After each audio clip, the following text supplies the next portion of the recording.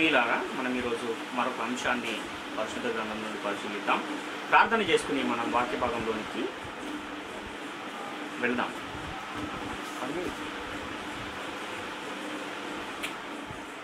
పరలోకమందున్న మా తండ్రి, నీకు స్తుతులు స్తోత్రములు తండ్రి. ఇదిగో తండ్రి, మా అందరి జీవితాల్లో మరొక దినాన్ని ఇచ్చి నీ సన్నిధిలో ఈ విధంగా కూడుకుని నేను ఆరాధించి గణపరిచి మయంపరిచే భాగ్యాన్ని మాకు ఇచ్చారు. మీకు స్తుతులు స్తోత్రములు. ఇదిగో తండ్రి, పరిశుద్ధ గ్రంథం నుండి మేము మరి ఒక అంశమును పరిశీలించుండగా ఆత్మ సంబంధమైన సంగతులతోనే సరిపోల్చుకుని సర్వసత్యములు తండ్రి ఉన్నది ఉన్నట్టుగా గ్రహించి భూమి మీద దానిని అనుసరించి నీవున్న మహాలోకానికి మేమును మాతో అనేకులను తండ్రి తీసుకుని వచ్చే కృపాభాగ్యమును దయచేయమని మా ప్రభువును రక్షకుడును అయిన యేసుక్రీస్తు వారి అతిశ్రేష్టమైన నామంలో అడిగి స్తుతించి వేడుకొనుచున్నాము తండ్రి. ఆమేన్. ప్రియమైన దేవుని వారలారా, మనము సిటిహెచ్ క్లాసులు గత కొన్ని వారాలుగా మనము పరిశీలిస్తూ ఉన్నాం. అందులో ఈరోజు 3వ క్లాస్ని మనం ఆలోచిద్దాం. అదేంటి అంటే, సువార్త ప్రకటించుచున్న వారిలో ఉన్న లోపాలు ఏమిటి అనే అంశాన్ని మనం ఈరోజు పరిశీలన చేసే ప్రయత్నం చేద్దాం. అయితే ప్రియులారా, సువార్త ప్రకటించే ఒక బాధ్యత సేవకులుగా ఉన్న వారికి అప్పగింపబడింది.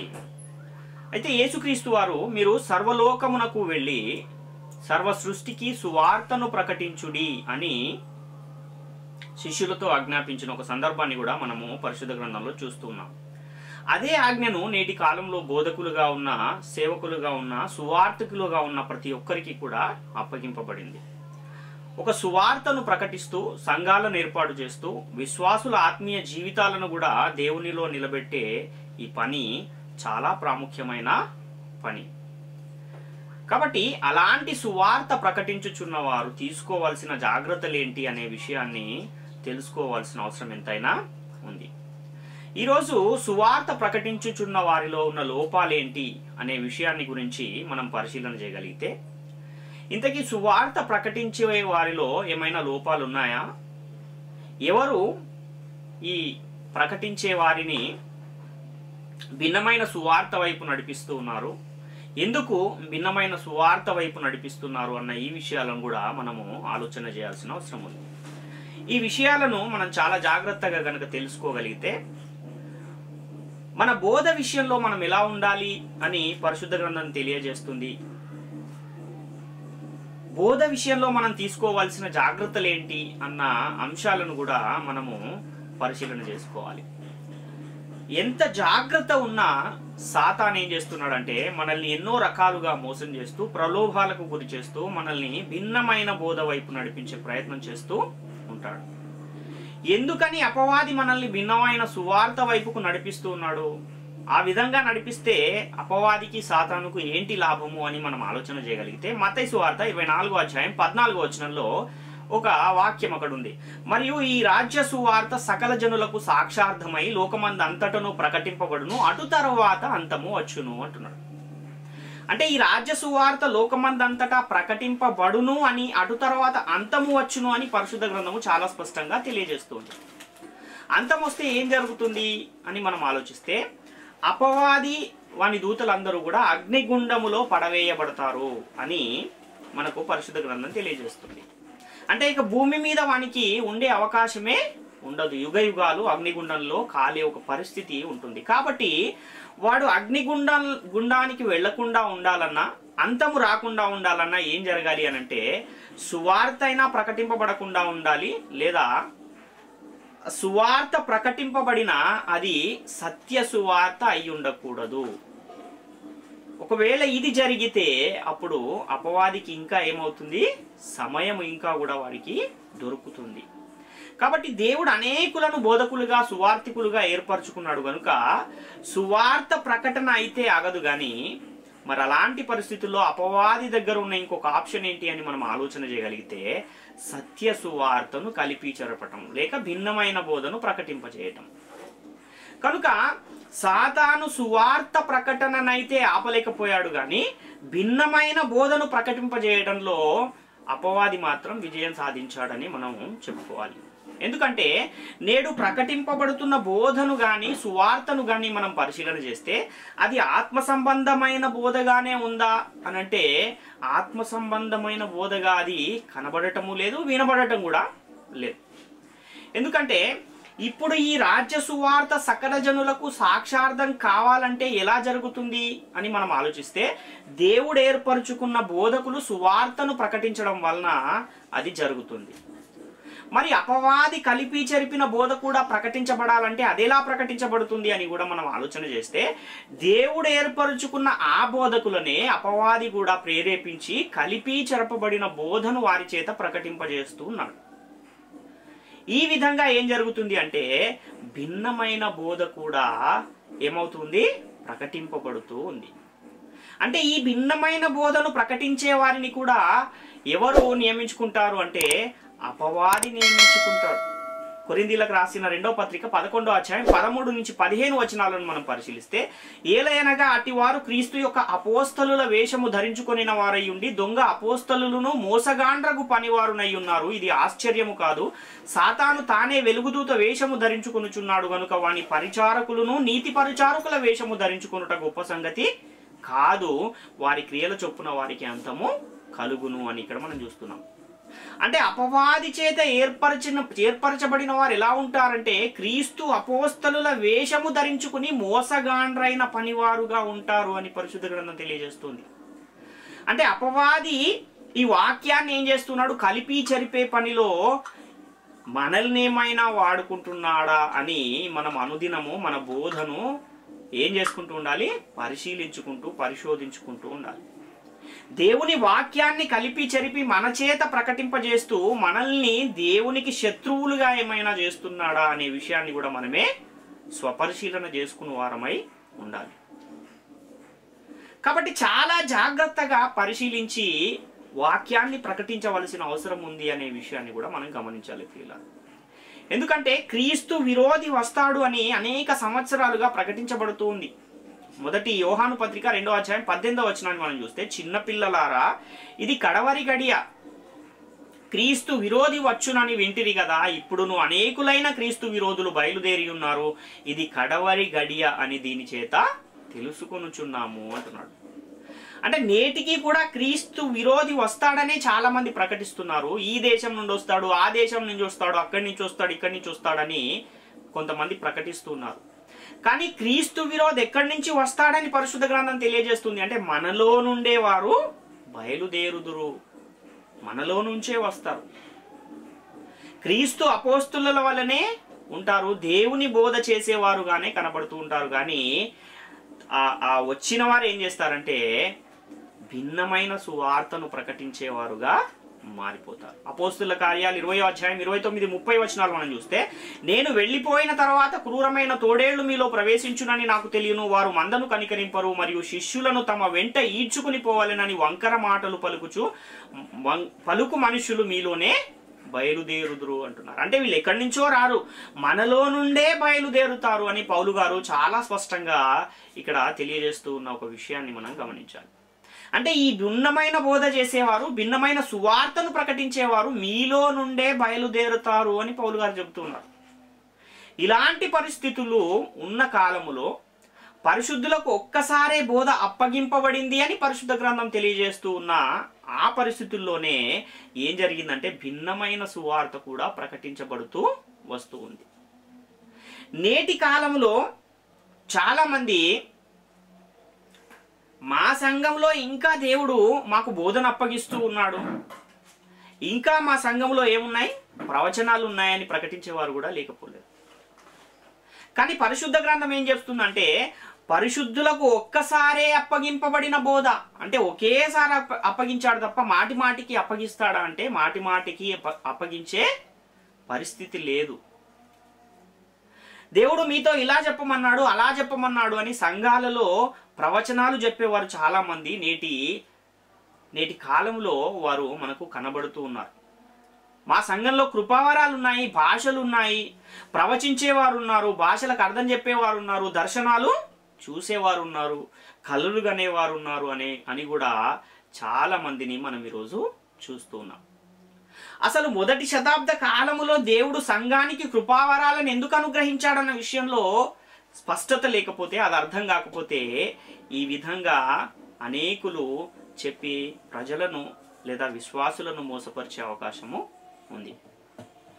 అసలు సంఘము నడుచుకోవడానికి అవసరమైన చట్టము లేక ఆజ్ఞలను సిద్ధపరచడానికి కృపావరాలను దేవుడు మొదటి శతాబ్ద కాలంలో సంఘములో అనుగ్రహించాడు.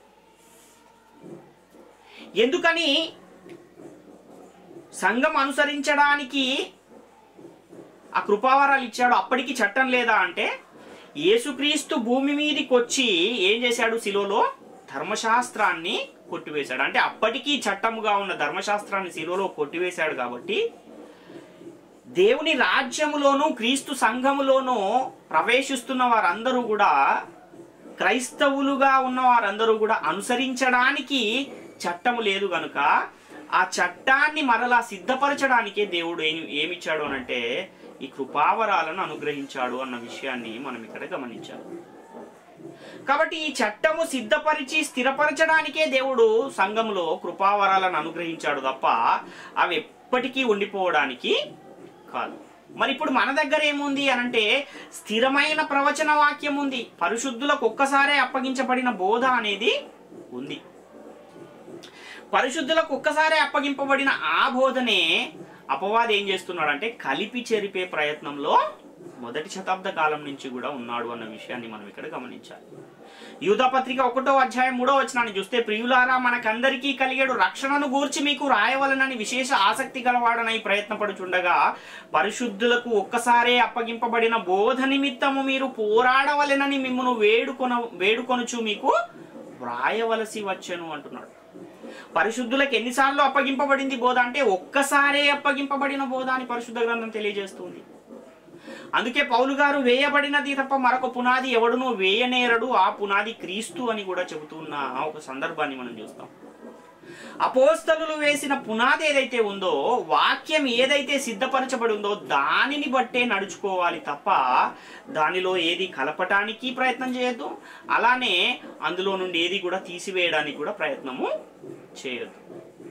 అలా చేస్తే ఎవరికి నష్టం అంటే బోధకులకే నష్టం. ఎందుకంటే బోధకులమైన మనము మరి కఠినమైన తీర్పు పొందుదుము గనక మీలో అనేకులు బోధకులు కాకుండుడి అనే విషయాన్ని కూడా పరిశుద్ధ గ్రంథం తెలియజేస్తుంది. గత వారమే మనం దాన్ని పరిశీలన చేశాం.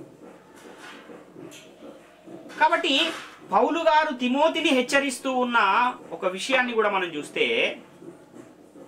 నిన్ను గూర్చియు నీ బోధను గూర్చియు జాగ్రత్త కలిగి ఉండుము, వీటిలో నిలకడగా ఉండుము, నీవిలాగు చేసి నిన్నును నీ బోధ విను వారిని రక్షించుకొందు అని కూడా మొదటి తిమోతి పత్రిక 4వ అధ్యాయం 16వ వచనంలో పౌలు గారు చెబుతున్న సందర్భాన్ని మనం చూస్తున్నాం. ఎందుకంటే కొంచెం అజాగ్రత్తగా ఉన్న సాతాను ఏం చేస్తాడు? మనల్ని వాడుకుని మనకు నీతి పరిచారకుల వేషము ధరింపజేసి భిన్నమైన బోధను మనకు తెలియకుండానే మనతో ప్రకటింపజేసే ఒక ప్రమాదము ఉంది. దేవునికి శత్రువులుగా మనల్ని దేవుని ఎదుట నిలవబెట్టే ఒక ప్రమాదం ఉంది అన్న విషయాన్ని మనము గమనించాల్సిన అవసరం ఎంతైనా ఉంది ప్రియులారా. అందుకే బోధకులు సేవకులు చేసే బోధ చాలా ప్రాముఖ్యమైనది. అందుకే పరిశుద్ధులకు ఒక్కసారి అప్పగింపబడిన బోధ నిమిత్తము మీరు పోరాడవలెనని మిమ్మును వేడుకొనుచు మీకు రాయవలసి వచ్చను అని యూదా పత్రికలో చెప్పబడిన విషయాన్ని మనం ఒకసారి ఆలోచన చేయాలి. ఆత్మ సంబంధమైన సంగతులను ఆత్మ సంబంధమైన సంగతులతోనే సరిపోల్చుకుని వాక్యం ప్రకటించాలి అని పౌలు గారు చెప్తున్నారు. ఎందుకు పరిశుద్ధులకు ఒక్కసారి అప్పగింపబడిన బోధ నిమిత్తం పోరాడాలి అంటున్నాడు అంటే, ఆత్మ సంబంధమైన సంగతులను ఆత్మ సంబంధమైన సంగతులతో సరిపోల్చుకుని వాక్యం ప్రకటించాలని ఎందుకు చెబుతున్నాడు అని మనం ఆలోచిస్తే, అప్పటికే రహస్యముగా చొరబడిపోయిన కొంతమంది ఉన్నారంట సంఘంలో. యూదా పత్రిక 1వ అధ్యాయం 4వ వచనాన్ని చూస్తే, ఏలయనగా కొందరు రహస్యముగా చొరబడి ఉన్నారు, వారు భక్తిహీనులై మన దేవుని కృపను కామాతురత్వమునకు దుర్వినియోగపరచుచు మన అద్వితీయ నాథుడును ప్రభువైన యేసుక్రీస్తును విసర్జించుచున్నారు. ఈ తీర్పు పొందుటకు వారు పూర్వమందే సూచింపబడిన వారు అని ఇక్కడ వ్రాయబడి ఉంది. అంటే రహస్యంగా చొరబడిపోయిన వారు ఏం చేస్తారంటే వాక్యము చెప్పని దానిని ప్రకటిస్తారు, భిన్నమైన సువార్తను ప్రకటిస్తారు. 2 కొరింథీ పత్రిక 11:4 మనం చూస్తే, ఏలయనగా వచ్చిన వాడెవడైనను మేము ప్రకటింపని మరి ఒక యేసును ప్రకటించినను, లేక మీరు పొందని మరి ఒక ఆత్మను మీరు పొందినను, మీరు అంగీకరింపని మరి ఒక సువార్త మీరు అంగీకరించినను, మీరు వానిని గూర్చి సహించుట యుక్తమే అంటున్నాడు. అంటే అప్పటికే ఏం జరుగుతుంది? అపోస్తలులు ప్రకటించిన దానికి విరుద్ధమైన ఇంకొక సువార్త ప్రకటించబడుతుంది, భిన్నమైన సువార్త ప్రకటించబడుతుంది. వాక్యము కాని దానిని ప్రకటించే దినాలు ఆ రోజే ప్రారంభమైపోయాయి అని ఇక్కడ పౌలు గారు చెప్తున్నారు. ఇలాంటి వారు ఏం చేస్తారంటే భిన్నమైన సువార్తను ప్రకటిస్తారు, కలిపి చెరపబడిన బోధను ప్రకటిస్తారు. కాబట్టి వాక్యం ప్రకటించేవారు నా బోధలో ఏమైనా లోపముందా, నేనేమైనా భిన్నమైన సువార్తను ప్రకటిస్తున్నానా అని తమ్మును తామే ఏం చేసుకోవాలి? స్వపరిశీలన చేసుకోవాల్సిన అవసరము ఉంది. కాబట్టి సకల జనులకు సువార్త ప్రకటింపబడకూడదు అంటే, ఒకవేళ సత్య సువార్త సమస్త జనులకు ప్రకటింపబడిపోతే అటు తర్వాత అంతం వస్తుంది కనుక అపవాది వాని దూతలు అగ్నిగుండములోనికి నెట్టివేయబడతారు. గనుకనే అపవాది ఏం చేస్తున్నాడంటే ఆ సత్య సువార్తను ప్రకటింపబడకుండా దాన్ని కలిపి చెరిపి బోధింపజేసే ప్రయత్నంలో ఉన్నాడు. కనుకనే అపవాది గర్జించు సింహము వలె ఎవరిని మృంగుదునా అని తిరుగుతూ భిన్నమైన సువార్తను అనేకుల చేత నేటి కాలంలో ప్రకటింపజేస్తూ ఉన్నాడు. అందుకే ఈ బోధకులైన వారు బోధ విషయంలో చాలా జాగ్రత్త కలిగి ఉండాలి. తమ బోధను ప్రతి దినము కూడా బోధించే బోధ అది వాక్యానుసారమైనదేనా లేదా ఆత్మ సంబంధమైన బోధనే నేను ప్రకటిస్తున్నానా అనే విషయాన్ని ఏం చేసుకోవాలి? పరిశీలించుకోవాలి, పరిశోధించుకోవాలి అనే విషయాన్ని మనం ఇక్కడ గమనించాలి. కాబట్టి ఈ విషయాలను గమనించిన పౌలు గారు అనేక విధాలుగా బోధకులను, సువార్తికులను, సేవకులను హెచ్చరిస్తూ ఉన్నాడు. ఎందుకంటే ఇలాంటి అనేకమైన బోధలు మొదటి శతాబ్ద కాలంలోనే ప్రకటింపబడుతూ ఉన్నాయి. అవి నేటి కాలానికి వచ్చేసరికి ఇంకా ఎక్కువైపోయిన పరిస్థితిని మనం చూస్తూ ఉన్నాం. గలతీ పత్రిక 1:6-9 మనం పరిశీలిస్తే, క్రీస్తు కృపను బట్టి మిమ్మల్ని పిలిచిన వానిని విడిచి భిన్నమైన సువార్త తట్టుకు మీరు ఇంత త్వరగా తిరిగిపోవుట చూడగా నాకు ఆశ్చర్యమగుచున్నది. అది మరి ఒక సువార్త కాదు గాని క్రీస్తు సువార్తను చెరపగోరి మిమ్మల్ని కలవరపరుచువారు కొందరున్నారు. మేము మీకు ప్రకటించిన సువార్త గాక మరి ఒక సువార్తను మేమైనను పరలోకము నుండి వచ్చిన ఒక దూత అయినను మీకు ప్రకటించిన ఎడలాతుడు శాపగ్రస్తుడవును గాక. మేము ఇది వరకు చెప్పిన ప్రకారం ఇప్పుడును మరలా చెప్పుచున్నాము, మీరు అంగీకరించిన సువార్త గాక మరి ఒకటి ఎవడైనను మీకు ప్రకటించిన ఎడలవాడు శాపగ్రస్తుడవును గాక అని ఇక్కడ పౌలు గారు చెప్తున్నారు. అంటే ఆ పౌలు గారు ప్రకటిస్తున్న ఆ కాలానికే ఎన్ని సువార్తలు ఉన్నాయి అని మనం ఆలోచిస్తే, సత్య సువార్త ఒకటి ప్రకటించబడుతుంది, దాంతోపాటు భిన్నమైన సువార్త కూడా ప్రకటింపబడుతూ ఉంది. ఈ భిన్నమైన సువార్తను ఎవరు ప్రకటింపజేస్తున్నారు అని మనం ఆలోచిస్తే, అపవాది ప్రకటింపజేస్తూ ఉన్నాడు. అపవాది ఎలా ప్రకటిస్తున్నాడు? వాడే స్వయంగా వచ్చేమైనా ప్రకటిస్తున్నాడా అంటే, దేవుని వాక్యమును ప్రకటించు వారిలోనే కొంతమందిని ఏం చేస్తున్నాడంటే తన పరిచారకులుగా ఏర్పాటు చేసుకున్నాడు. వారి ద్వారా ఈ భిన్నమైన సువార్తను కలిపి చెరపబడిన బోధను ప్రకటింపజేస్తూ ఉన్నాడు. క్రీస్తు సువార్త గాక మరి ఒక సువార్తను ఎవరు ప్రకటించినా శాపగ్రస్తులవుతారని పౌలు గారు హెచ్చరిస్తూ ఉన్న ఒక సందర్భాన్ని మనం ఇక్కడ గమనించాలి. భిన్నమైన సువార్త ప్రకటింపబడుతుంది గనుకనే ఆ సువార్తకు అనేకులు లోబడుతున్నారు. గనుకనే మీరింత త్వరగా తిరిగిపోవుట చూడగా నాకు ఆశ్చర్యము కలుగుచున్నది అని ఇక్కడ పౌలు గారు బాధపడుతూ ఉన్న ఒక సందర్భాన్ని మనం చూస్తున్నాం. క్రీస్తు స్వరూపము మీ అందు ఏర్పడు వరకు మీ విషయమై నాకు మరలా ప్రసవ వేదన కలుగుచున్నదని కూడా పౌలు గారు గలతీ పత్రిక 4:19 మనం చూస్తున్నాం. కాబట్టి ఈ భిన్నమైన సువార్త ప్రకటించబడటము, కలిపి చెరపబడిన బోధ ప్రకటించబడటం అనేది ఎప్పటి నుండి జరుగుతూ వస్తుంది అంటే మొదటి శతాబ్ద కాలము నుంచి కూడా అది ప్రకటింపబడుతూనే వస్తూ ఉంది. అందుకే పౌలు గారు ఏం చెప్తున్నారంటే, మొదటి తిమోతి పత్రిక 6:3-4 మనం చూస్తే, ఎవడైనను మన ప్రభు అయిన యేసుక్రీస్తు యొక్క హిత వాక్యములను దైవభక్తికి అనుగుణ్యమైన బోధను అంగీకరింపక భిన్నమైన బోధను ఉపదేశించిన ఎడల వాడేమీ ఎరగక తర్కములను గూర్చియు వాగ్వాదములను గూర్చియు వ్యర్థముగా ప్రయాసపడుచు గర్వాంధుడు అగును. వీటి మూలముగా అసూయ, కలహము, దూషణలు, దురనుమానములను, చెడిపోయిన మనస్సు కలిగి సత్యహీనులై దైవభక్తి లాభసాధనమనుకుని మనుషులు వ్యర్థవాదములను కలుగుచున్నవి అంటున్నాడు. కాబట్టి ఈ భిన్నమైన సువార్తను ప్రకటించేవారు ఎలా మారిపోతారు చివరికంటే, వాగ్వాదములు పెట్టుకుని వారుగా, గర్వాంధులుగా, అసూయ, కలహము, దూషణలు ఇలాంటివి కలిగిన వారుగా వారు మారిపోతారని కూడా ఇక్కడ పౌలు గారు చెబుతున్న సందర్భాన్ని మనం చూస్తున్నాం. 1 యోహాను పత్రిక 2వ అధ్యాయం 22, 23 వచనాలు కూడా మనం చూస్తే, యేసు క్రీస్తు కాడని చెప్పువాడు తప్ప ఎవడబద్ధకుడు, తండ్రిని కుమారుని ఒప్పుకొనని వీడే క్రీస్తు విరోధి. కుమారుని ఒప్పుకొనని ప్రతి వాడును తండ్రిని అంగీకరించువాడు కాడు, కుమారుని ఒప్పుకొనువాడు తండ్రిని అంగీకరించువాడు అని ఇక్కడ చెప్పబడుతుంది. అంటే యేసు క్రీస్తు కాదని చెప్పువాడు ఎవడు అని చెప్పబడుతుంది అంటే, అలాంటి వారు అబద్ధికులు, క్రీస్తు విరోధులు అని ఇక్కడ వాక్యం తెలియజేస్తుంది. అంటే తండ్రిని ఒప్పుకోవాలి, కుమారుణ్ణి కూడా ఒప్పుకోవాలి. అలాగని తండ్రే కుమారుడని ఒప్పుకోకూడదు. తండ్రి అయిన దేవుడు ఆయన కుమారుడైన యేసుక్రీస్తుని లోకానికి పంపించాడు అని ఎవరైతే విశ్వసిస్తారో, నమ్ముతారో వారు నిత్య జీవం గలవారు, వారే పరలోకానికి అర్హులు అని పరిశుద్ధ గ్రంథం తెలియజేస్తుంది.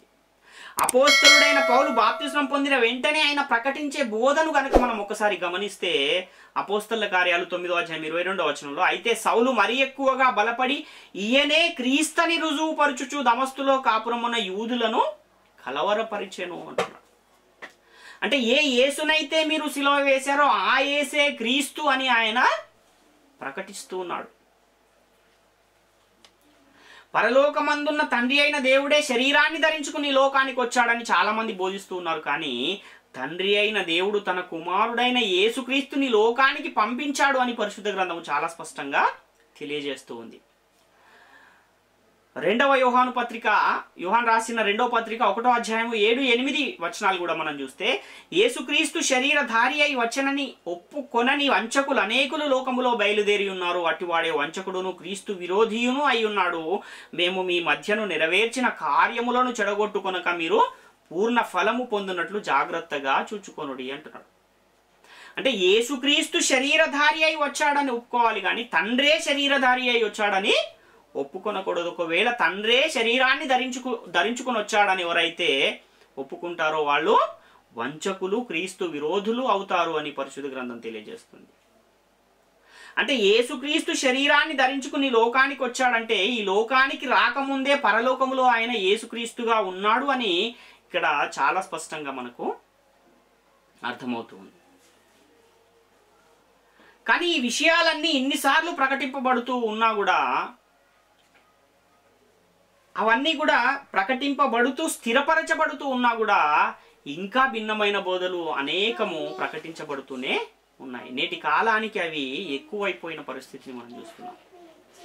యేసుక్రీస్తు కూడా తండ్రికి ప్రార్థన చేస్తూ ఆయన చెబుతున్న ఒక విషయాన్ని కూడా మనం చూస్తే, యోహాను సువార్త 17వ అధ్యాయం 3వ వచనంలో, అద్వితీయ సత్యదేవుడవైన నిన్నును నీవు పంపిన యేసుక్రీస్తుని ఎరుగుటయే నిత్య జీవం అంటున్నాడు. అంటే పంపిన ఆయన ఒక ఆయన ఉన్నాడు, పంపబడిన ఆయన ఇంకొక ఆయన ఉన్నాడు. ఈ ఇద్దరు వేరు వేరు స్వతంత్ర ఆత్మలుగా ఉన్నారు. వీరిద్దరు ఒకే ఆత్మ కాదు అన్న విషయాన్ని మనం ఇక్కడ చాలా స్పష్టంగా గమనించాలి. అంటే తండ్రి తన కుమారుడైన యేసుక్రీస్తుని లోకానికి పంపించాడు అని నమ్మితేనే నిత్య జీవం వస్తుంది, అలాంటి వారే నిత్య జీవాన్ని పొందుకుంటారు అని పరిశుద్ధ గ్రంథము చాలా స్పష్టంగా తెలియజేస్తూ ఉన్న ఈ సందర్భాన్ని మనం ఇక్కడ గమనించాలి. 1 యోహాను పత్రిక 4వ అధ్యాయము 1 నుంచి 3 వచనాలు కూడా మనం పరిశీలిస్తే, ప్రియులారా, అనేకులైన అబద్ధ ప్రవక్తలు లోకములోనికి బయలువెళ్ళి ఉన్నారు గనుక ప్రతి ఆత్మను నమ్మక ఆయా ఆత్మలు దేవుని సంబంధమైనవో కావో పరీక్షించుడి. యేసుక్రీస్తు శరీరధారి అయి వచ్చనని ఏ ఆత్మ ఒప్పుకొనునో అది దేవుని సంబంధమైనది, ఏ ఆత్మ యేసును ఒప్పుకొనదో అది దేవుని సంబంధమైనది కాదు. దీనిని బట్టియే దేవుని ఆత్మను మీరు ఎరుగుదురు. క్రీస్తు విరోధి ఆత్మ వచ్చునని మీరు వినిన సంగతి ఇదే, ఇది వరకే అది లోకములో ఉన్నది అంటున్నాడు. అంటే యేసుక్రీస్తు శరీరధారిగా వచ్చాడని ఎవరైతే ఒప్పుకుంటూ ఉన్నారో వాళ్ళు దేవుని సంబంధులు, ఒప్పుకొనని వారెవరంటే దేవుని సంబంధులు కాదు అని ఇక్కడ చాలా స్పష్టమైన లేఖనం మనకు కనబడుతుంది. అంటే ఏ వాక్యమైతే ప్రాముఖ్యమైనదో, ఏ వాక్యమైతే ఆత్మలను రక్షించే శక్తి కలిగి ఉందో ఆ వాక్యాన్నే కలిపి చెరిపి ప్రకటింపజేస్తూ అనేకులను నిత్య నరకానికి తీసుకువెళ్ళే ఒక పనిలో నేడు అపవాది వాని పరిచారకులు పనిచేస్తూ ఉన్నారు అన్న విషయాన్ని మనం ఇక్కడ గమనించాలి. 2 పేతురు పత్రిక 3:17 వచనాన్ని కూడా మనం చూస్తే, ప్రియులారా మీరు ఈ సంగతులు ముందుగా తెలుసుకుని ఉన్నారు గనుక మీరు నీతి విరోధుల తప్పు బోధ వలన తొలగింపబడి మీకు కలిగిన స్థిర మనస్సును విడిచి పడిపోకుండా కాచుకుని ఉండుడి అంటున్నాడు. అంటే ఆ కాలానికే ఎవరున్నారు? నీతి విరోధులు ఉన్నారు, అనీతి పరిచారకులు ఉన్నారు. అలాంటి తప్పుడు బోధ వలన తొలగింపబడండి. అలాంటి తప్పుడు బోధలను మీరు అనుసరించకండి. స్థిర మనస్సు కలిగి విడిచి పడిపోకుండా కాచుకొని ఉండుడి అని ఇక్కడ పేతురు గారు పత్రిక రాస్తూ చెబుతున్న సందర్భాన్ని మనం ఇక్కడ చూస్తున్నాం.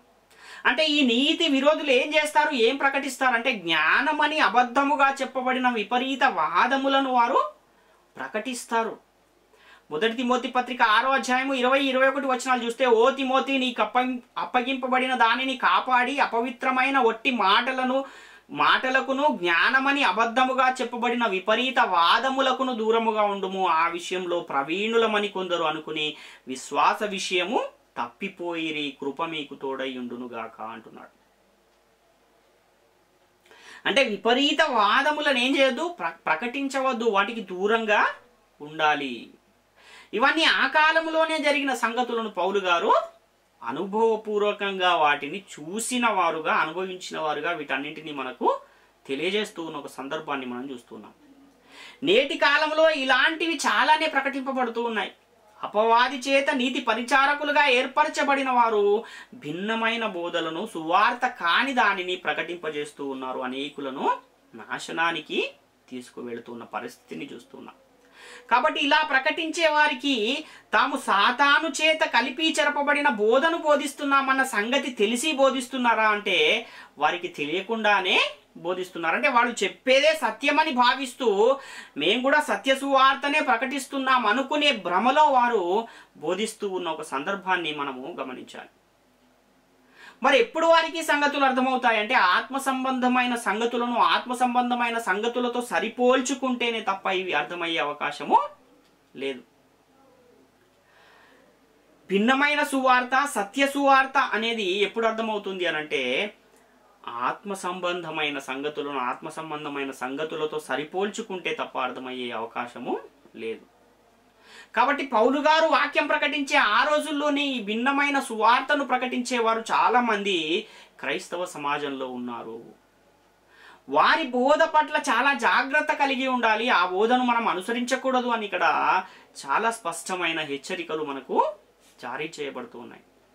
కాబట్టి దేవుడు అపోస్తలుల చేత మనకు అప్పగించిన సత్య సువార్త బోధించే విషయంలో బోధించేవారు ఎలా ఉండాలంటే చాలా జాగ్రత్త కలిగి సత్యవాక్యమును సరిగా విభజించి బోధించేవారుగా ఉండాలి. అబద్ధమును జ్ఞానమని ప్రకటిస్తున్న వారు ఆ విషయంలో మేము ప్రవీణులమని చెప్పి ఏమైపోయారంటే విశ్వాసము నుండే తప్పిపోయారు అని మనకి ఇక్కడ తెలియజేయబడుతుంది. అంటే ప్రకటించేవారే విశ్వాసం నుండి తప్పిపోతే ఆ బోధను వింటున్న వారు విని దాన్ని అనుసరిస్తున్న వారి పరిస్థితి ఎలా ఉంటుందంటే వాళ్ళు కూడా తప్పిపోయే ప్రమాదం ఉంది. కనుక జాగ్రత్త కలిగి ఉండండి అని ఇక్కడ పౌలు గారు హెచ్చరిస్తూ ఉన్న ఒక సందర్భాన్ని మనం చూస్తూ ఉన్నాం. ఎఫెసీ పత్రిక 4:14-15 వచనాలను కూడా మనం చూస్తే, అందువలన మనం ఇక మీదట పసిపిల్లలమై ఉండి మనుష్యుల మాయోపాయముల చేత వంచనతోనూ తప్పు మార్గమునకు లాగు కుయుక్తితోనూ గాలికి కొట్టుకుని పోవునట్లు కల్పింపబడిన ప్రతి ఉపదేశమునకు ఇటు అటు కొట్టుకుని పోవుచు అలల చేత ఎగరగొట్టబడిన వారమైనట్లుండక ప్రేమ కలిగి సత్యము చెప్పుచు క్రీస్తు వలె ఉండుటకు మనం అన్ని విషయములలో ఎదుగుదుము అంటున్నాడు. అంటే ఇక్కడ కల్పింపబడిన ఉపదేశమును గూర్చి పౌలు గారు చెబుతూ ఉన్నారు. బైబిల్ గ్రంథంలో ఉన్న బోధ ఎలాంటిది అంటే అది పరిశుద్ధులకు ఒక్కసారే అప్పగింపబడిన బోధ. ఆత్మ యొక్క నియమము, పరిశుద్ధాత్మ ప్రేరణతో దేవుని మూలముగా పలుకబడిన వాక్యం. కాబట్టి ఇక్కడ ప్రకటించేవారు నేను ప్రకటిస్తున్న బోధ కల్పింపబడిన బోధ లేక సత్యవాక్యమా అనే విషయాన్ని ఒకసారి పరిశోధించుకుని పరిశీలించుకుని సరిగా విభజించి ప్రకటించాలి అన్న విషయాన్ని గమనించాలి. వినేవారు కూడా మేము వింటున్న ఈ బోధ సరైనదేనా, ఆత్మ సంబంధమైన సంగతులను ఆత్మ సంబంధమైన సంగతులతోనే సరిపోల్చి ప్రకటిస్తున్నారా అనేది వారు కూడా వినేవారు కూడా ఏం చేయాలంటే పరిశీలించి పరిశోధించుకునే ఒక స్థితిలో ఉండాలి. అందుకే అలల చేత ఎగరగొట్టబడినట్లు ఉండకూడదు అంటున్నాడు. ఏది అలల చేత ఎగరగొట్టబడుతుంది అనంటే, మనం సముద్ర తీరంలో నిలబడి చూస్తే తేలికైనవి ఏమైనా ఉంటే ఆ అలలు వచ్చినప్పుడు ఆ అలల తాకిడికి ఏమవుతాయి, కొట్టుకుని దూరంగా వెళ్ళిపోతూ ఉంటాయి. కానీ బరువైన ఏమన్నా ఉన్నాయనుకోండి, స్థిరంగా ఉన్నాయి ఏమైనా ఉంటే కదలకుండా అక్కడే ఎలాగైతే ఉంటాయో, బోధ విషయంలో కూడా స్థిరత్వము కలిగి లేఖనాలను పరిశీలించి తెలుసుకుని ఒకవేళ ప్రకటిస్తే అప్పుడు అలాంటి తప్పుడు బోధలకు గాలికి ఇటు అటు కొట్టుకుని పోకుండా ఉండే ఒక పరిస్థితి ఉంటుంది అన్న విషయాన్ని గమనించాలి. కాబట్టి తప్పుడు బోధల విషయంలో, తప్పుడు బోధకుల విషయంలో ఎలా ఉండాలంటే జాగ్రత్త గల వారమై ఉండాలి. ఏ బోధ ఎవరికి ప్రకటించాలనే విషయం కూడా తెలియని వారి నాడు అనేకులు ఉన్నారు. అలాంటి వారినే అపవాది కూడా తయారు చేసుకుని భిన్నమైన సువార్తను ప్రకటింపజేస్తూ ఉన్నాడు. అంటే పాత నిబంధనలోని బోధన తీసుకొచ్చి నేటి కాలంలో ఉన్న క్రైస్తవులకు ప్రకటిస్తూ ఉన్నారు నేటి కాలంలో అనేకులు. కానీ అది అవసరమా నేటి కాలంలో అంటే అవసరము లేదు. మరి ఏది ప్రకటించాలి అని అంటే ఆత్మ సంబంధమైన ఆశీర్వాదాలను గురించి ప్రకటించే కాలంలో మనం ఉన్నాం తప్ప ప్రకృతి సంబంధమైన భౌతిక సంబంధమైన ఆశీర్వాదాలను మనం ప్రకటించే వారముగా నేటి కాలంలో లేము అన్న విషయాన్ని మనం గమనించాలి. 2 తిమోతి పత్రిక 2వ అధ్యాయం 16వ వచనాన్ని మనం చూస్తే, అపవిత్రమైన వట్టి మాటలకు విముఖుడవై ఉండుము, అట్టి మాటలాడు వారు మరి ఎక్కువగా భక్తిహీనులు అగుదురు అంటున్నాడు. అంటే వట్టి మాటలు ప్రకటించకూడదు, అపవిత్రమైన మాటలు ప్రకటించకూడదు. వాక్యం ఏదైతే చెబుతుందో దాన్నే ప్రకటించాలి అని చెబుతున్నాడు. అంతేకాకుండా పౌలు గారున్న కాలంలో అలా ప్రకటించే వారిని గూర్చి కూడా ఆయన ప్రస్తావిస్తున్న సందర్భాన్ని కూడా మనం చూస్తే 2వ తిమోతి పత్రిక 2వ అధ్యాయం 17-18 వచనాల్లో కూడా మనం చూస్తే, కొరుకు పుండు ప్రాకినట్టు వారి మాటలు ప్రాకును, వారిలో హుమెనయ్యును ఫిలేతును ఉన్నారు, వారు పునరుత్థానము గతించెనని చెప్పుచు సత్యము విషయమై తప్పిపోయి కొందరి విశ్వాసమును చేర్పుచున్నారు అంటున్నాడు.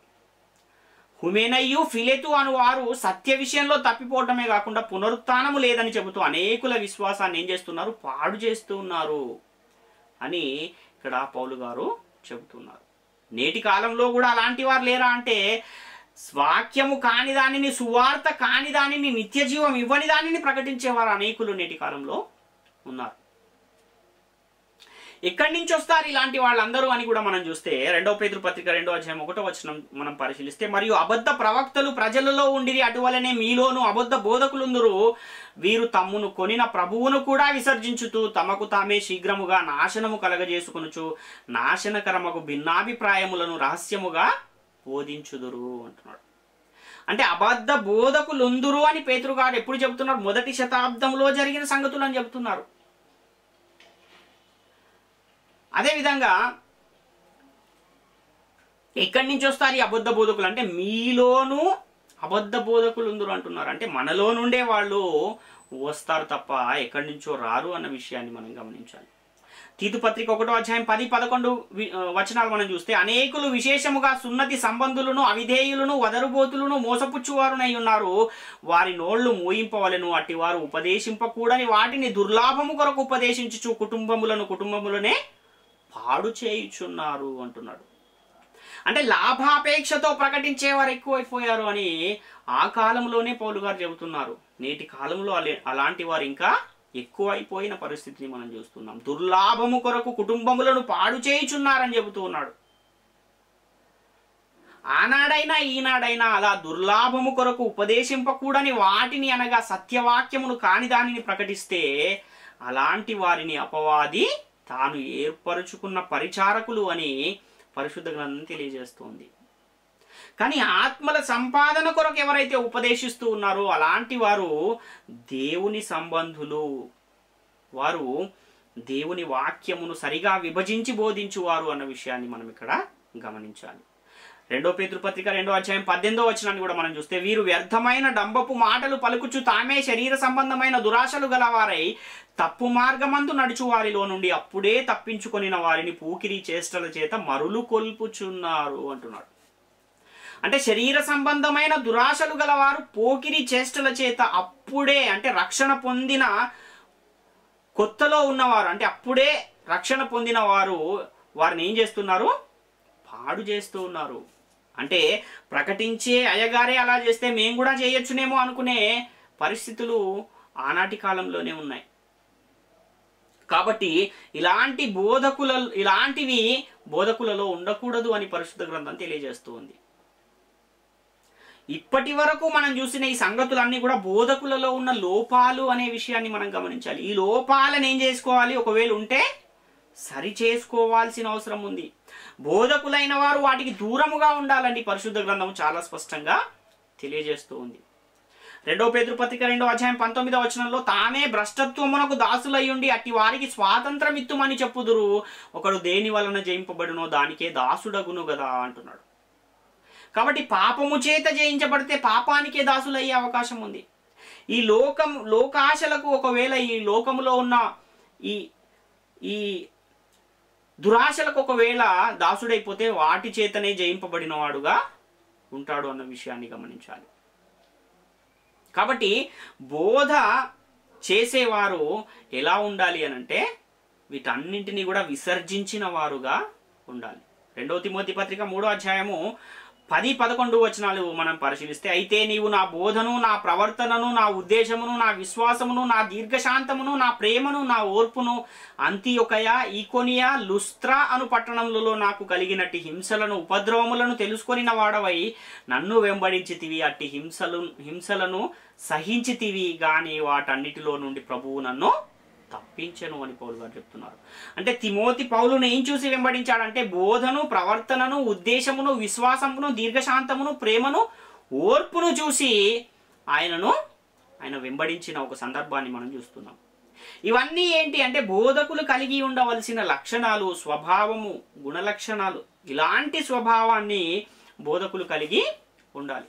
1 తిమోతి పత్రిక 1వ అధ్యాయం 5 నుంచి 7 వచనాలు చూస్తే, ఉపదేశానుసారం ఏదనగా పవిత్ర హృదయము నుండి, మంచి మనస్సాక్షి నుండి, నిష్కపటమైన విశ్వాసము నుండి కలుగు ప్రేమయే కొందరు వీటిని మానుకుని తొలగిపోయి తాము చెప్పి వాటినైనను నిశ్చయమైనట్టు రూఢిగా పలుకు వాటినైనను గ్రహింపకపోయినను ధర్మశాస్త్రోపదేశకులై ఉండగోరి నిష్ప్రయోజనమైన ముచ్చటలకు తిరిగిరి అంటున్నాడు.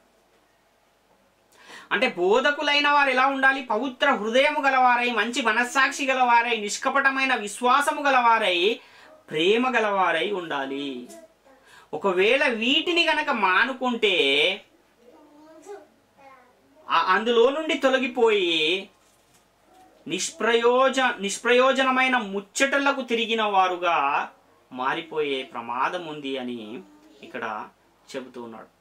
అంటే 1వ శతాబ్ద కాలములోనే బోధకులు ఎలా ఉన్నారంటే నిష్ప్రయోజనమైన ముచ్చట్లు చెప్పువారుగా ఉన్నారు. అలాంటి వారే నేటి కాలంలో కూడా చాలా మంది కనబడుతూ ఉన్నారు. నేటి కాలంలో కనుక మనం పరిశీలిస్తే, నేను పరలోకం వెళ్ళొచ్చానండి, అక్కడ ఇలా ఉంది, అలా ఉంది, ఇన్ని గదులు ఉన్నాయి అని చెప్పేవారు లేరా అంటే చాలా మంది ఉన్నారు. కానీ పరిశుద్ధ గ్రంథం ఏం చెబుతుంది? పరలోకము నుండి దిగి వచ్చిన మనుష్య కుమారుడే తప్ప పరలోకమునకు ఎక్కిపోయిన వాడు ఎవడును లేడు అని యేసుక్రీస్తు వారే స్వయంగా చెబుతున్నారు.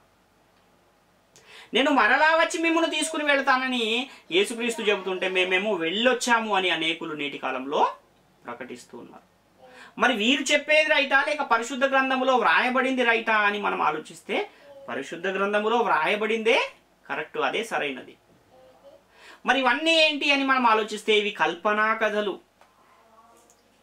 ఊహించి ప్రకటిస్తున్న వాటిని నేటి కాలంలో వినేవారు చాలా ఎక్కువైపోయారు. 1 తిమోతి పత్రిక 6వ అధ్యాయం 5వ వచనాన్ని చూస్తే, చెడిపోయిన మనస్సు కలిగి సత్యహీనులై దైవభక్తి లాభసాధనమనుకును మనుష్యుల వ్యర్థ వాదములను కలుగుచున్నవి అంటున్నాడు. అంటే దైవభక్తిని కూడా లాభసాధకముగా వాడుకునేవారు ఎక్కువైపోయారు, లాభాపేక్ష కొరకే బోధ చేసేవారు ఎక్కువైపోయారు అని ఇక్కడ చెబుతూ ఉన్న ఒక సందర్భాన్ని మనం చూస్తూ ఉన్నాం.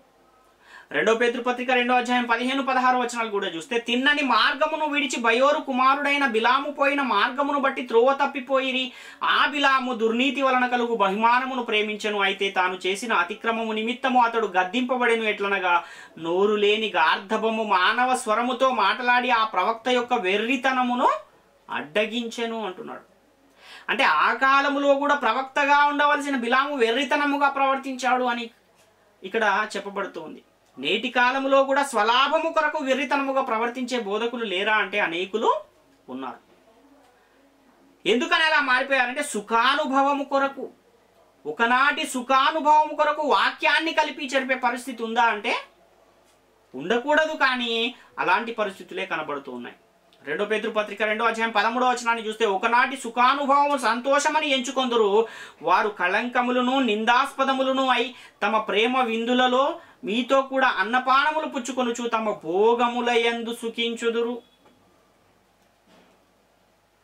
అంటే భోగములయందు సుఖించే ఒక పరిస్థితి, సుఖానుభవమును కోరుకునేవారు, సంతోషపడేవారుగా నేటి కాలములో అనేకులు మనకు కనబడుతూ ఉన్నారు.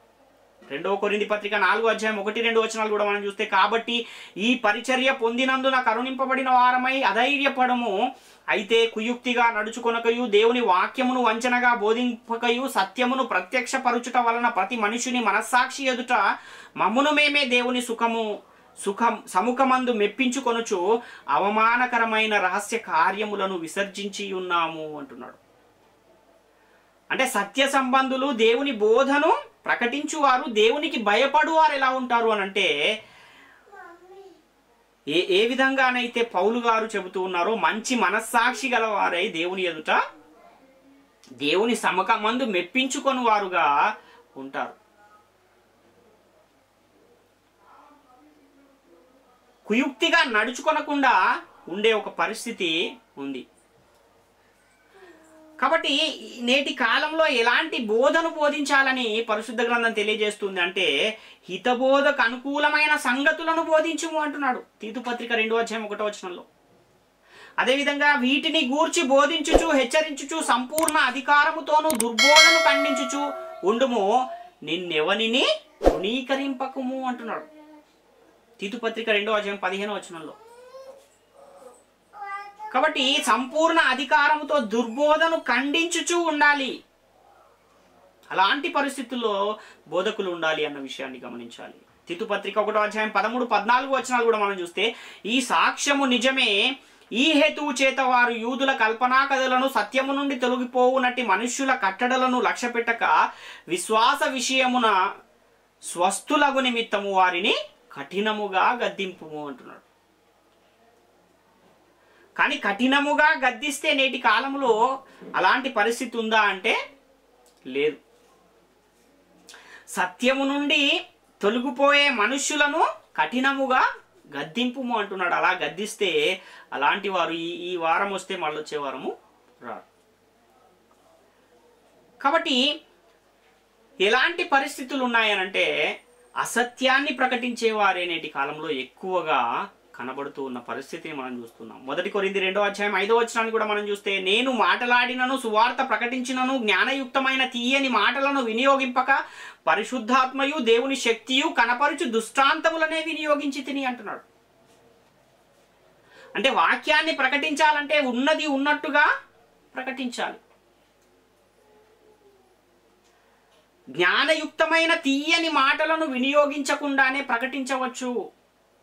పరిశుద్ధాత్మయు దేవుని శక్తియు కనపరుచు దృష్టాంతములను, అంటే పరిశుద్ధ గ్రంథములోనే ఉన్న ఉదాహరణలనే ప్రకటిస్తూ చెప్పొచ్చు.